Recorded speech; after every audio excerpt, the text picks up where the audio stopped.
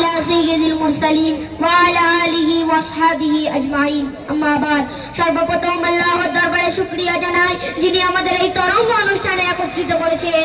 সকলে বলি আলহামদুলিল্লাহ। তারপর তার হাবিব সাল্লাল্লাহু আলাইহি ওয়াসাল্লামের প্রতি দরুদ পাঠ করি। সকলে বলি সাল্লাল্লাহু আলাইহি ওয়াসাল্লাম।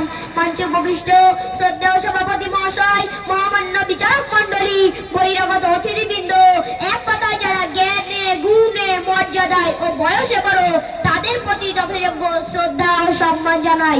শ্রদ্ধেয় শ্রোতা মণ্ডলী, আজকের এই অনুষ্ঠানে আমি আপনাদের সম্মুখে ভারতীয় স্বাধীনতা সংগ্রামে মুসলমানদের অবদান শিরোনামে কিছু আলোচনা রাখতে চাই। আল্লাহ তাআলা উত্তম।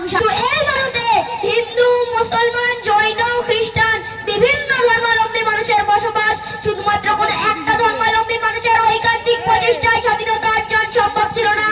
যেমন ভাবে ক্ষুদিরাম বসু, নেতাজি সুভাষচন্দ্র, প্রফুল্ল চাকি, চিত্তরঞ্জন দাস প্রমুখ ব্যক্তিদের অবদান আছে, তেমনই ভাবে আবুল কালাম আজাদ, খান আব্দুল গফফার, টিপু মির, টিপু সুলতান, আশফাকুল্লাহ খান, হুসাইন আহমেদ মাদানী প্রমুখ ব্যক্তিদের অবদান আছে, যা আজ ইতিহাসের পাতা থেকে মুছে দেওয়া হচ্ছে।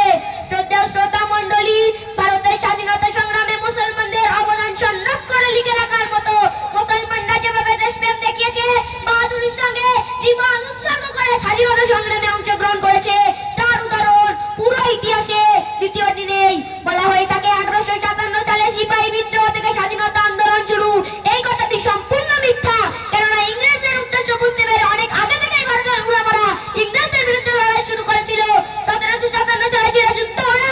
1799 সালে টিপু সুলতান স্বাধীনতার জন্য শাহাদাত বরণ করেন। টিপু সুলতানকে শহীদ করার পর ইংরেজ রক্ত পিপাসুরা ঘোষণা করেছিল, আজ থেকে হিন্দুস্তান আমাদের।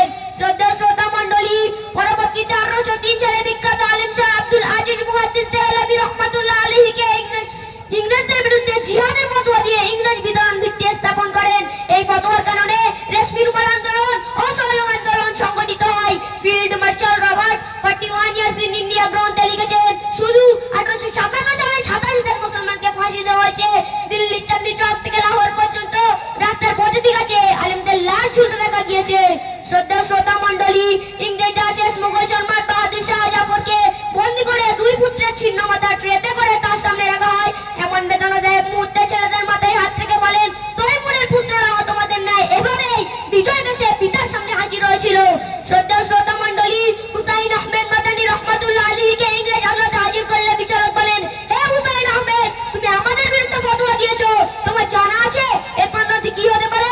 হুসাইন আহমেদ মাদানী রহমাতুল্লাহ আলাইহি নিজের কাঁধের উপর থাকা রুমালটাকে চোঁচকে দেখিয়ে বললেন, এটা আমার কাপড়, আমি সবসময় আমার কাঁধে নিয়ে ঘুরি, আমি জানি আমার সর্বোচ্চ পরিণতি মৃত্যু। শ্রদ্ধেয় শ্রোতা মণ্ডলী, পরিশেষে আমি আপনাদের বলতে চাই যে ভারতের স্বাধীনতা সংগ্রামে মুসলমানদের অবদান আছে, যা পরিকল্পিতভাবে ইতিহাসের পাতা থেকে মুছে দেওয়ার চক্রান্ত করা হচ্ছে।